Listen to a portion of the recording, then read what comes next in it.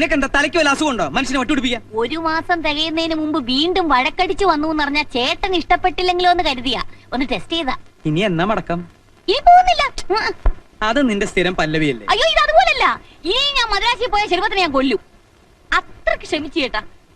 ഇന്നലെ നിസ്സാര ഒരു കാര്യത്തിനാ ഞങ്ങൾ തമ്മിൽ ഉടക്കിയതേ. ചേട്ടൻ കേട്ടോണേ. അതെ നമ്മളൊക്കെ ചായക്ക് പഞ്ചസാരയല്ലേ ഇടുന്നേ. അപ്പൊ ലേശം ഒരു ചേഞ്ച് ആയിക്കോട്ടെ എന്ന് ഞാൻ ഒരല്പം ഉപ്പിട്ടു. അപ്പൊ തന്നെ കുടിച്ച ചായന്റെ മുഖത്തോട് തുപ്പ്. ഞാൻ വെട്ടിക്കൊല്ലാൻ വാളെടുത്തതാ. ഉടനെ ഒരു പറച്ചില്, അമ്മാ നീ ഡിവോഴ്സ് വാങ്ങി പോമാന്ന്. ആ സെക്കൻഡിൽ ഈ പെട്ടി മൊബൈൽ വഴി ഞാൻ വണ്ടി കയറിയതാ. നിന്നോട് ആരെങ്കിലും പറഞ്ഞു അവന്റെ കൂടെ ഒളിച്ചോടി പോവാൻ? അതിന് നേരെ ഓടാൻ ചേട്ടൻ സമ്മതിക്കുവോ? ഞാനിങ്ങനെ വീട്ടിനകത്ത് ഭൂത്തുലഞ്ഞ് നിന്നിട്ട് ചേട്ടൻ കണ്ട ഭാവം നടിച്ചോ? നാട്ടിൽ എത്രയോ ചെറുപ്പക്കാരുണ്ട്, പക്ഷെ ദമയന്തിക്ക് മാത്രം ചെറുക്കനില്ല. എനിക്ക് എന്താ ഒരു കുറവ്? കാണാൻ നല്ല ഗ്ലാമറല്ലേ? ഇല്ലേ? അപ്പൊ ചേട്ടന് ബിസിനസ് മാത്രം മതിയായിരുന്നു. തിരക്കൊക്കെ കഴിഞ്ഞ് എന്നെ കെട്ടിക്കാൻ നേരെ ആവുമ്പോഴത്തേക്കും എന്റെ സ്ത്രീജന്മം മൂടോടെ പാഴായി പോകത്തില്ലേ? തലയ്ക്ക് സുഖമില്ലാണ്ട എന്താ ചെയ്യാ? അയാൾക്ക് അങ്ങനെ പോയോ നാത്തൂനെ?